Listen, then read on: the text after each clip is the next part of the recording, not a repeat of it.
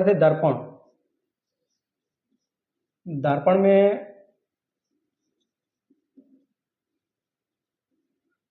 में आपका दो प्रकार का था, समतल दर्पण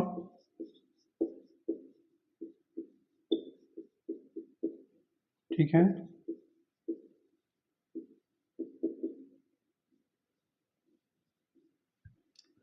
दूसरा आपका था गोलीय दर्पण।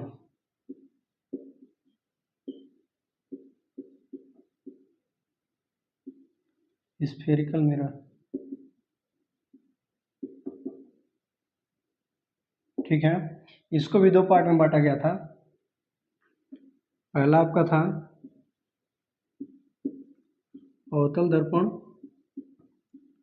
और ये बोलता है कॉनकेव मिरर।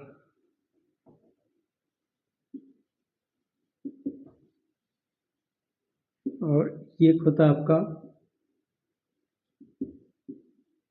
उत्तल दर्पण, इसको बोलते हैं कॉन्वेक्स मिरर।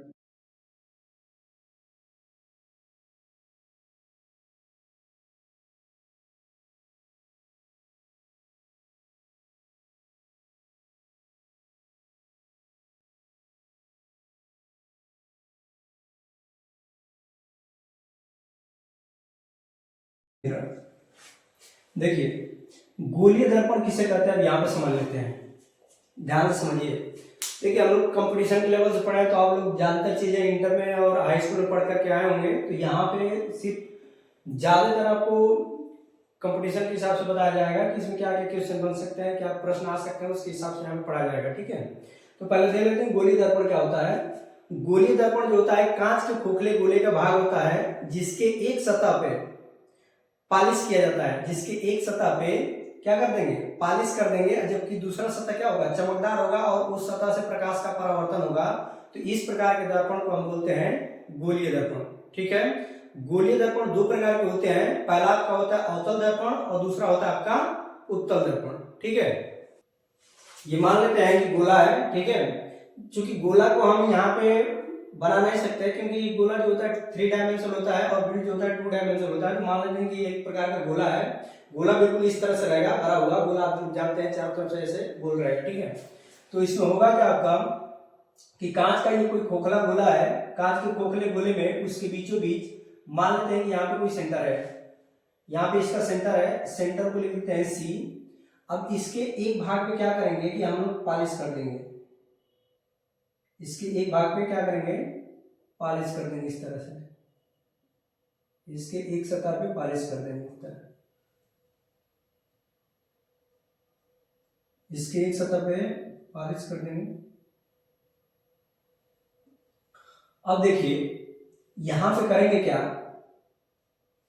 एक सतह पे पॉलिश कर देंगे इसके और दूसरा सतह क्या होगा, चमकदार होगा। ठीक है, और इसके कुछ भाग को हम लोग यहां से मिटा देते हैं, यहां से इसको क्या करेंगे, मिटा देंगे। देखिए यहाँ पे आप लोग ध्यान से समझिएगा, देखो जब उभरे हुए भाग पे पॉलिश किया जाता है, जब उभरे हुए भाग पे क्या किया जाता है, पॉलिश किया जाता है, तथा दबा हुआ भाग चमकदार होता है, ये दबा हुआ भाग क्या होगा, चमकदार।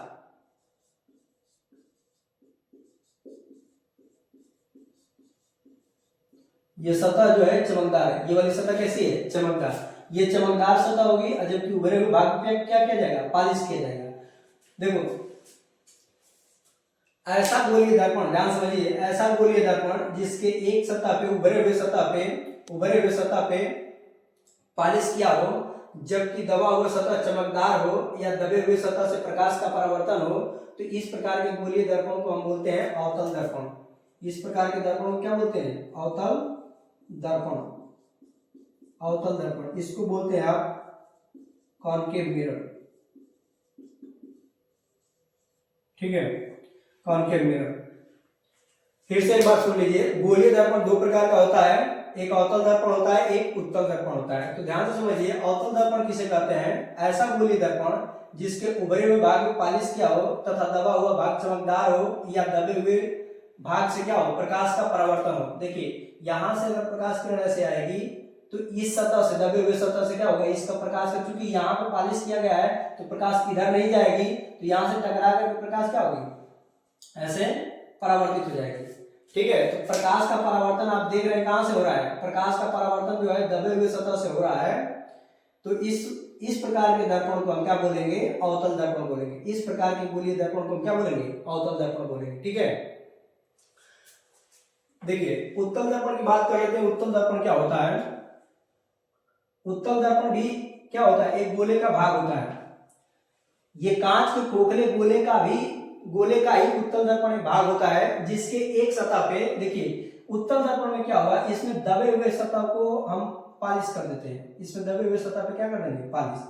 दबे हुए सतह पे जब हम पॉलिश कर देंगे, यहाँ पे दबे हुए सतह को हम पॉलिश कर दिए, जबकि उभरा हुआ सतह जो है, ये उभरा हुआ सतह जो है ये चमकदार है आपका, ये आपका हो जाएगा चमकदार सतह।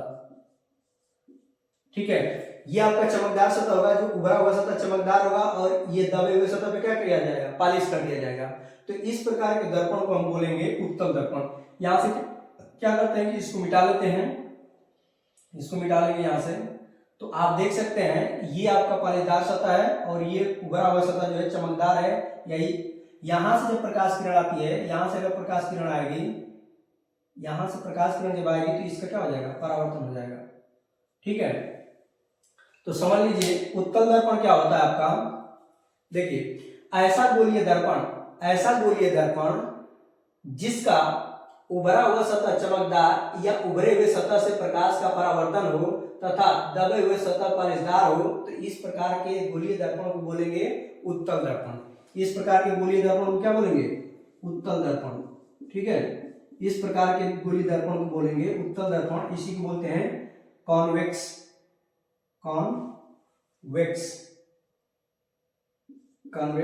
मिरर। ठीक है, गोलीय दर्पण से संबंधित कुछ परिभाषाएं पढ़ लेते हैं कि इसमें गोलीय दर्पण से संबंधित क्या क्या परिभाषाएं बनती हैं, उनके बारे में कुछ जानकारी यहाँ पे आप लोगों को दे देते हैं। समझ लीजिए, यहाँ पे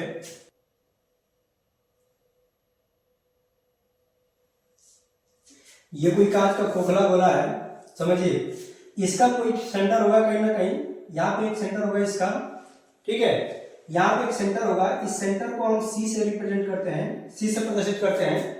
इस सेंटर को किससे प्रदर्शित करते हैं, सी से प्रदर्शित करते हैं। ठीक है, अब इधर क्या करेंगे, पॉलिश कर देंगे, यहाँ पे इधर पीछे इधर पॉलिश कर देते हैं। ठीक है, जब इधर पीछे साइड में पॉलिश करेंगे, पीछे साइड में इधर क्या कर देंगे, पॉलिश। जब इधर पॉलिश कर देंगे, अब ये देखिए ये बन गया आपका, अगर यहाँ से मिटा दें इसको, यहाँ से इसको अगर मिटा दें तो ये देखेंगे तो आपको बन गया कौन सा दर्पण, अवतल दर्पण। ठीक है, ये बन गया आपका अवतल दर्पण, ये आपका अवतल दर्पण बन गया। तो अवतल दर्पण क्या है, इस कांच के खोखले गोले का ही भाग है। ठीक है, ये अवतल दर्पण कांच के खोखले गोले का ही भाग है। तो जिसका ये भाग है उसके केंद्र को हम बोलते हैं, इस अवतल दर्पण का वक्रता केंद्र। इस केंद्र को क्या बोलेंगे, इस अवतल दर्पण का क्या बोलेंगे, वक्रता केंद्र। ठीक है, तो वक्रता केंद्र किसे कहते हैं, वक्रता केंद्र। देखिए पहला तो घास आपका निकल के आया वक्रता केंद्र, पहला आपका परिभाषा क्या निकल के आया, वक्रता केंद्र। दर्पण में भी देख लेते हैं कि उत्तल दर्पण भी क्या होता है, इस कांच के खोखले गोले का ही भाग होता है। उत्तल दर्पण भी कांच के खोखले गोले का भाग होता है। तो इस कांच के खोखले गोले का कोई सेंटर होगा, यहाँ पे कोई ना कोई क्या होगा, सेंटर होगा। तो सेंटर होगा तो क्या करते हैं, इस बार हम इसके दबे हुए भाग को पॉलिश कर देंगे। दबे हुए भाग को क्या करेंगे, पॉलिश। इस तरह से पॉलिश कर देते हैं।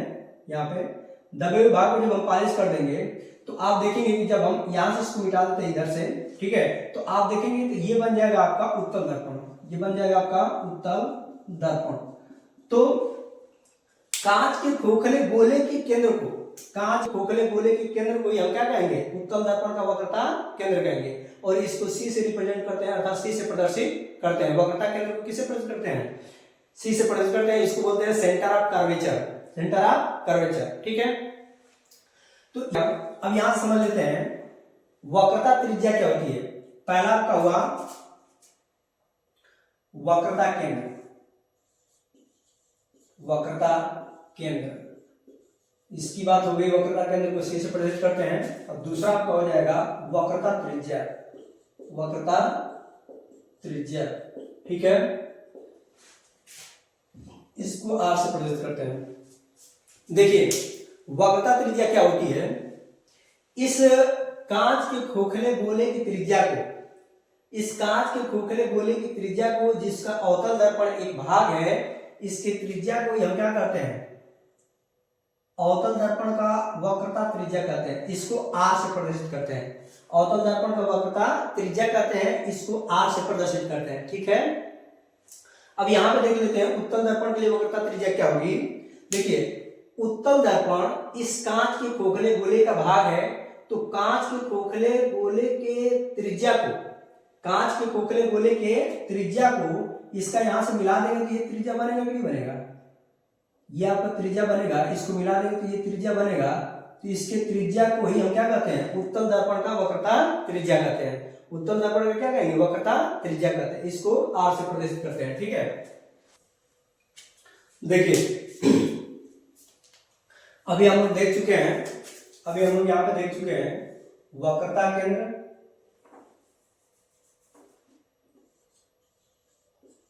वक्रता केंद्र और वक्रता त्रिज्या, वक्रता त्रिज्या, ठीक है। अब ध्यान से समझिए, ये आपका सेंटर हुआ और यहां से ये आपकी हो जाएगी वक्रता त्रिज्या, ये आपका सेंटर हुआ इसका, ये आपका किसी न किसी खोखले गोले का भाग होता है, ये सेंटर हो जाएगा, और यहां से ये हो जाएगी आपकी वक्रता त्रिज्या,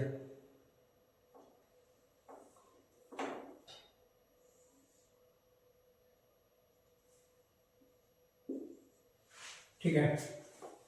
ये देखिए इसका इधर की तरफ बनेगा गोला, ठीक है, तो इधर आपका हो जाएगा वक्रता त्रिज्या, वक्रता त्रिज्या इधर हो जाएगी इसकी, ये आपका आ रहा, और ये हो जाएगा वक्रता केंद्र। अब देख लेते हैं ध्रुव क्या होता है, गोलीय दर्पण का ध्रुव। तीसरा नंबर आपका आ जाएगा ध्रुव, इसको बोलते हैं पोल, पोल यानी कि देखिए गोलीय दर्पण का ध्रुव क्या होता है। देखिए यहाँ पे अवतल दर्पण अगर रहेगा तो इस टाइप से रहेगा, इस टाइप से, तो इधर पॉलिश किया है, इधर पॉलिश किया है, और ये वाला सतह क्या है, चमकदार है, ये वाला सतह आपका चमकदार है। तो अवतल दर्पण में क्या हुआ, उभरे हुए सतह, उभरा हुआ सतह पॉलिशदार होगा, और दबा हुआ सतह कैसा होगा, चमकदार होगा, और इसी सतह से प्रकाश का परावर्तन होगा, ठीक है। तो गोलीय दर्पण के मध्य बिंदु को, गोलीय दर्पण के मध्य बिंदु को, गोलीय दर्पण के परावर्तक सतह, समझिए गोलीय दर्पण के ये परावर्तक सतह के मध्य बिंदु को, या गोलीय दर्पण के चमकदार सतह के मध्य बिंदु को, मध्य बिंदु को मतलब ये आपका हो जाएगा, ये आपका ये सेंटर, यहाँ पे जहां पे मैं बिंदु बना रहा हूँ, ये वाला देखिए, ये वाला जो आप देख रहे हैं, ये वाला पॉइंट, तो ये आपका परावर्तक सतह है, तो परावर्तक सतह के मध्य बिंदु को, ये वाला पॉइंट को हम क्या बोलेंगे, गोलीय दर्पण का ध्रुव बोलते हैं। गोलीय दर्पण क्या बोलेंगे, ध्रुव बोलेंगे, ठीक है। तो ये ऐसे है नहीं, ये इस टाइप से, इस टाइप से इधर पॉलिश किया हुआ है, और ये सतह कैसा है, परावर्तक सतह है, ये वाला परावर्तक सतह है या चमकदार सतह है, यहाँ से प्रकाश किरण यहाँ पे जाएगी, टकराएगी, और टकरा कर क्या होगा, परावर्तित हो जाएगी। तो इसके मध्य बिंदु को देखिए, इसके मध्य बिंदु को हम क्या कहेंगे, इसके मध्य बिंदु को हम क्या कहेंगे, गोलीय दर्पण का ध्रुव कहते हैं, ठीक है। और ध्रुव किसे लिखते हैं, पी से, ठीक है। तो ये आपका होगा अवतल दर्पण, अवतल दर्पण, ठीक है। तो समझिए, देखिए ध्रुव क्या होता है आपका, गोलीय दर्पण के परावर्तक सतह, गोलीय दर्पण के परावर्तक, गोलीय दर्पण में क्यों बोल रहा हूं, गोलीय दर्पण इसलिए बोल रहा हूं क्योंकि इसमें अवतल दर्पण भी आ जाएगा और उत्तल दर्पण भी आ जाएगा, उत्तल दर्पण भी आ जाएगा, ठीक है। तो गोलीय दर्पण के परावर्तक सतह, यहाँ देखिए इसका परावर्तक सतह ये बाहर वाला है, तो बाहर वाला आपका इस टाइप से होगा, तो इस टाइप से होगा, तो इधर पीछे यहाँ पे कोई बिंदु होगा, यहाँ पे कोई बिंदु होगा, यहाँ पे देखिए यहाँ पे कोई बिंदु होगा, तो इस बिंदु को हम क्या बोलेंगे, परावर्तक सतह के मध्य बिंदु को। उत्तल दर्पण में, यहाँ पे उत्तल दर्पण में ये ऐसे है, तो परावर्तक सतह के मध्य बिंदु को हम क्या बोलेंगे, गोलीय दर्पण का ध्रुव बोलते हैं, गोलीय दर्पण क्या बोलेंगे, ध्रुव बोलेंगे, समझ गए। तो ये हुआ आपका, तो आप ध्रुव समझ गए, ध्रुव क्या होता है, गोलीय दर्पण का ध्रुव। फिर से समझ लीजिए गोलीय दर्पण का ध्रुव क्या होता है, गोलीय दर्पण के परावर्तक सतह, गोलीय दर्पण के परावर्तक सतह के मध्य बिंदु को गोलीय दर्पण के क्या कहते हैं, ध्रुव कहते हैं। इसे P से प्रदर्शित करते हैं, इसे P से प्रदर्शित करते हैं। अब दूसरी बात आ जाती है चौथी, मुख्य अक्ष। मुख्य अक्ष, मुख्य अक्ष किसे कहते हैं, प्रिंसिपल एक्सिस। मुख्य अक्ष किसे कहते हैं अर्थात प्रिंसिपल एक्सिस क्या होता है, यहां पे देख लेते हैं। देखिए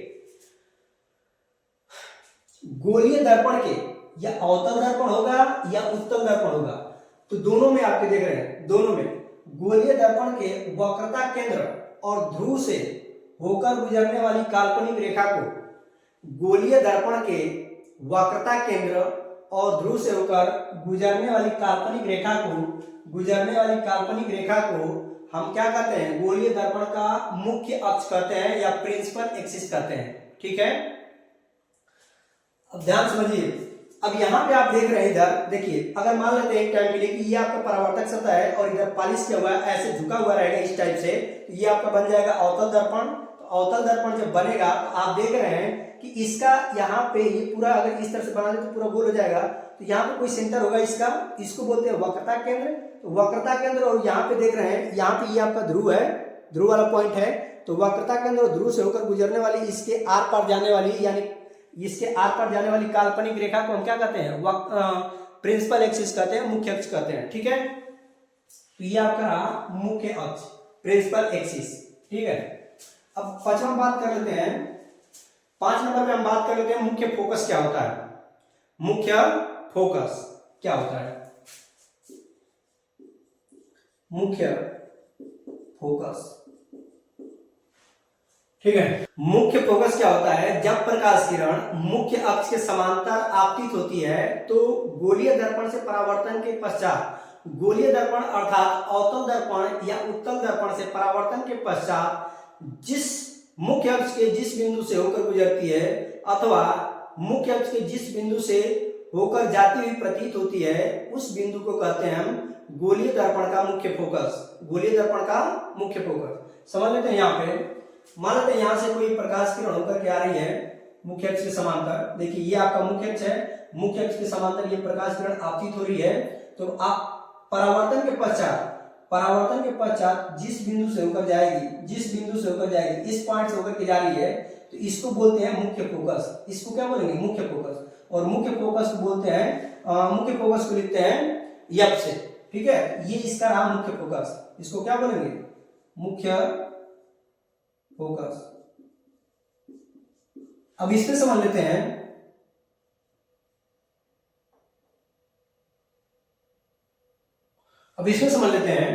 यहां से ये आप मुख्य अक्ष है, तो मुख्य अक्ष के समांतर ये प्रकाश किरण आपतित हुई, ये प्रकाश किरण आपतित हुई। अब परावर्तन के पश्चात क्या हो जाएगी, ऐसे परावर्तित हो जाएगी, प्रकाश किरण परावर्तित हो जाएगी। लेकिन यहां तो मिलेगी नहीं। अब इसको क्या करेंगे कि पीछे तक बढ़ा लेंगे, इसको पीछे तक बढ़ा लेंगे, ऐसे पीछे तक ऐसे बढ़ाएंगे। अब यहाँ पे देखेंगे कि मुख्य अक्ष पे ये काटती हुई प्रतीत हो रही है, वास्तव में ये किरणें ऊपर जा रही है, वास्तव में किरणें ऊपर जा रही है, लेकिन ऐसा लगता है कि ये इसी पॉइंट से होकर के आ रही है, इसी पॉइंट से होकर के आ रही है। तो मुख्य अक्ष के जिस पॉइंट से होकर आती हुई प्रतीत होती है, मुख्य अक्ष के जिस पॉइंट से आती हुई प्रतीत होती है, उस पॉइंट को हम बोलते हैं उत्तल दर्पण का मुख्य फोकस। इस पॉइंट को क्या बोलेंगे, उत्तल दर्पण का मुख्य फोकस। और इसको यप से प्रदर्शित करते हैं। इसको किसे प्रदर्शित करते हैं, यप से प्रदर्शित करते हैं। ठीक है, यह आपका मुख्य फोकस। ठीक है, इसको यप से प्रदर्शित करते हैं। अब हम यहां पे बात कर लेते हैं फोकस दूरी क्या होती है। फोकस दूरी, गोलीय दर्पण के ध्रुव तथा मुख्य फोकस के बीच की दूरी को फोकस दूरी कहते हैं, या उत्तल दर्पण के ध्रुव तथा मुख्य फोकस के बीच की दूरी को फोकस दूरी कहते हैं। और फोकस दूरी को हम यप से प्रदर्शित करते हैं। फोकस दूरी को किसे प्रदर्शित करते हैं, यप से प्रदर्शित करते हैं। देखिए ये आपका हुआ फोकस दूरी, और इसको लिखेंगे यप से। फोकस दूरी को किससे प्रदर्शित करते हैं, यप फोकस के बीच की दूरी को फोकस दूरी कहते हैं, और इसको प्रदर्शित करते हैं यप से। इसको किससे प्रदर्शित करते हैं, यप से प्रदर्शित करते हैं। ठीक है, एक और बात है यहाँ पे, ये जो फोकस दूरी होती है, फोकस दूरी जो होती है वक्रता त्रिज्या की आधी होती है। फोकस दूरी हमेशा वक्रता त्रिज्या की, ये आपकी वक्रता त्रिज्या रही, इसको r से प्रेरित करते हैं। फोकस दूरी हमेशा वक्रता त्रिज्या की आधी होती है। इसमें भी देख लेते हैं, ये यहां से यहां तक आपका रहा वक्रता त्रिज्या, और वक्रता त्रिज्या का फोकस दूरी क्या होता है, आधा होता है। वक्रता त्रिज्या का फोकस दूरी आधा होता है, ठीक है। तब यहां पे क्या हो जाएगा, देखिए फोकस दूरी यम बराबर हो जाएगा r/2, फोकस दूरी यम बराबर हो जाएगा आपका r/2। इसमें ये रिलेशन है, इसको या लिख सकते हैं, इसको इधर गुणा कर देंगे तो ये हो जाएगा आपका 2f बराबर कितना, r, ठीक है। ये संबंध होता है इसमें। देखिए इसमें लास्ट में बढ़ जाता है दर्पण का द्वारक क्या होता है, ठीक है, दर्पण का द्वारक क्या होता है, ठीक है ना। तो जिस भाग से प्रकाश का परावर्तन हो सकता है, जितने भाग से ये प्रकाश का परावर्तन हो सकता है, वही दर्पण का क्या कहलाता है, द्वारक कहलाता है, ठीक है। ये भी देखिए, ये आपका दर्पण का द्वारक है, यहां से यहां तक प्रकाश का परावर्तन हो सकता है, इसके अलावा कहीं नहीं हो सकता है। तो ये आपका रहा। आगे पढ़ लेते हैं, प्रतिबिंब बनने के क्या क्या नियम होते हैं उनको देख लेते हैं। यहाँ पे गोलीय दर्पण द्वारा प्रतिबिंब बनने का नियम। गोलीय दर्पण में क्यों कह रहा हूं कि गोलीय दर्पण के अंतर्गत आपके अवतल दर्पण भी आते हैं और उत्तल दर्पण भी आते हैं। तो अवतल दर्पण द्वारा प्रतिबिंब बनने के क्या क्या नियम होते हैं, उत्तल दर्पण द्वारा प्रतिबिंब बनने के क्या नियम होते हैं, दोनों को एक साथ देख लेते हैं हम लोग, ठीक है। देखिए पहला नियम क्या होता है, समझ लीजिए। पहला नियम प्रतिबिंब बनने का नियम पहला समझ लीजिए क्या होता है। पहला नियम होता है कि जब प्रकाश किरण मुख्य अक्ष के समांतर चलती है, ये आपका मुख्य अक्ष है, तो जब प्रकाश किरण मुख्य अक्ष के समांतर आपतित होती है तो गोलीय दर्पण से परावर्तन के पश्चात, अर्थात अवतल दर्पण या उत्तल दर्पण से परावर्तन के पश्चात मुख्य फोकस से होकर जाती है अथवा मुख्य फोकस से जाती हुई प्रतीत होती है। फिर से समझ लीजिए। देखिए जब प्रकाश किरण मुख्य अक्ष के समांतर आपतित होती है, जब प्रकाश किरण मुख्य अक्ष के समांतर, ये आपतित किरण है, आपतित किरण, इंसिडेंट रे, ठीक है। तो देखिए जब प्रकाश किरण मुख्य अक्ष के समांतर आपतित होती है तो परावर्तन के पश्चात मुख्य फोकस से होकर जाती है। परावर्तन के पश्चात कहां से होकर जाएगी, मुख्य फोकस से होकर जाती है। ये पहला नियम है। ये हो जाएगा आपका अवतल दर्पण में, अवतल दर्पण, ये अवतल दर्पण में होगा। देखिए अवतल दर्पण में हमेशा रियल घटना होगी, वास्तविक घटना होगी, ठीक है। अब यहां पे देख लेते हैं, प्रकाश किरण जब मुख्य अक्ष के समांतर आपतित होती है, प्रकाश किरण जब मुख्य अक्ष के समांतर आपतित होती है, ये आपका हो गया आपतित किरण। जब प्रकाश किरण मुख्य अक्ष के समांतर आपतित होती है तो ये तो वास्तव में इधर जाती है, ठीक है, ये परावर्तन के पश्चात ये ऊपर चली जाएगी, लेकिन आपको ऐसा लगेगा कि ये कहां से होकर क्या आ रही है, मुख्य फोकस से होकर आ रही है। ये आपको प्रतीत होगा कि मुख्य फोकस से होकर क्या हो रही है, आ रही है, ये, ठीक है। ये आपका मुख्य फोकस हुआ, तो इस मुख्य फोकस से आती हुई प्रतीत होती है।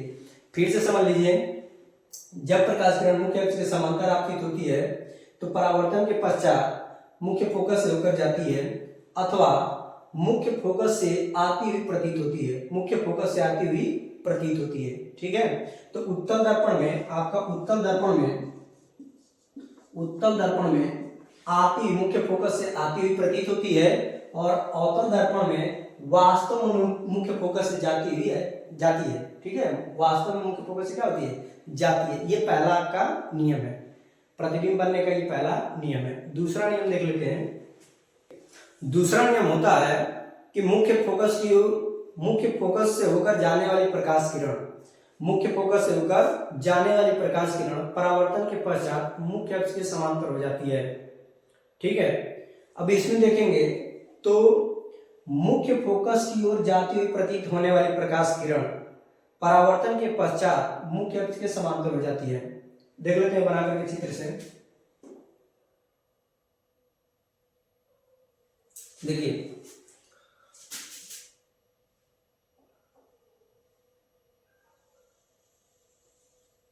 देखिए ये मुख्य फोकस से होकर के जा रही है प्रकाश किरण, ये मुख्य फोकस से प्रकाश किरण होकर के जा रही है, और ये अवतल दर्पण से परावर्तन के पश्चात मुख्य अक्ष के समांतर हो जाती है।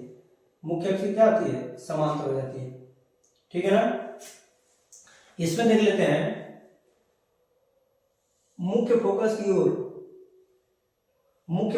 ओर जाती हुई प्रतीत होने वाली प्रकाश किरण, मुख्य फोकस की ओर जाती हुई प्रतीत होने वाली प्रकाश किरण। देखिए, मुख्य फोकस की ओर जाती हुई प्रतीत होने वाली प्रकाश किरण, मुख्य फोकस की ओर जाती हुई प्रतीत होने वाली प्रकाश किरण उत्तल दर्पण से परावर्तन के पश्चात मुख्य अक्ष के समांतर हो जाती है। उत्तल दर्पण से परावर्तन के पश्चात मुख्य अक्ष के समांतर हो जाती है। ये आपका नियम है, ठीक है, ये दूसरा नियम है। तीसरा नियम देख लेते हैं। क्या होता है आपका प्रतिबिंब बनने का तीसरा नियम होता है कि जब प्रकाश किरण वक्रता केंद्र से होकर जाती है तो परावर्तन के पश्चात अपने ही मार्ग में वापस लौट जाती है। अपने ही मार्ग में क्या होती है, वापस लौट जाती है। देख लेते हैं यहाँ पे, ये मान लेते हैं कि प्रकाश किरण है, कोई वक्रता केंद्र से होकर जा रही है। ये प्रकाश किरण वक्रता केंद्र से होकर जा रही है।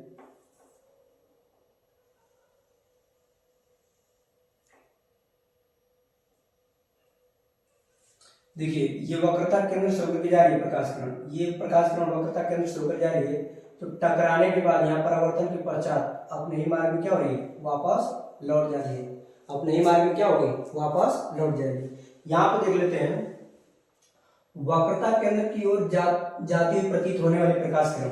देखिए, वक्रता केंद्र की ओर जाती हुई प्रतीत होने वाली प्रकाश किरण, देखिए ये वास्तव में ये किरण इधर नहीं जाएगी, क्योंकि इधर तो पॉलिश किया है, इधर पॉलिश किया हुआ है ना, तो इधर तो प्रकाश किरण नहीं जाएगी, इधर प्रकाश किरण नहीं जाएगी।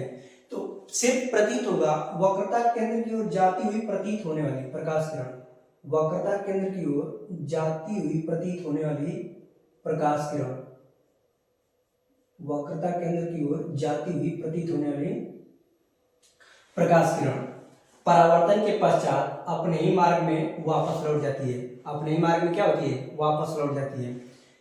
ये देखिए, ये वक्रता केंद्र की ओर जाती हुई प्रतीत हो रही है, तो वक्रता केंद्र की ओर जाती हुई प्रतीत हो रही है सिर्फ, तो ये परावर्तन के पश्चात इस गोलीय दर्पण, ये उत्तल दर्पण से परावर्तन के पश्चात अपने ही मार्ग में क्या होगी, वापस लौट जाती है।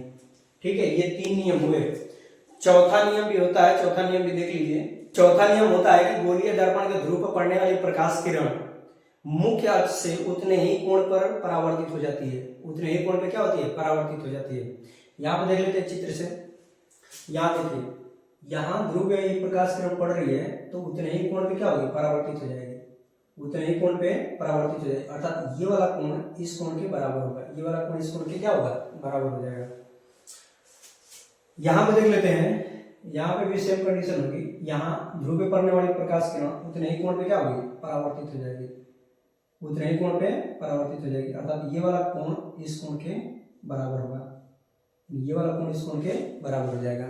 तो फिर से समझ लीजिए, ध्रुव पर पड़ने वाली प्रकाश किरण मुख्य अक्ष से, ये मुख्य अक्ष है, तो मुख्य अक्ष से उतने ही कोण पे क्या होती है, परावर्तित हो जाती है। ध्रुव पे पड़ने वाली प्रकाश किरण मुख्य अक्ष से, ये मुख्य अक्ष है बीचों बीच, तो मुख्य अक्ष से उतने ही कोण पे क्या होती है, परावर्तित हो जाती है। तो ये रहा आपका गोलीय दर्पण द्वारा प्रतिबिंब बनने का नियम। ठीक है, ये 4 नियम है। कल हम लोग इस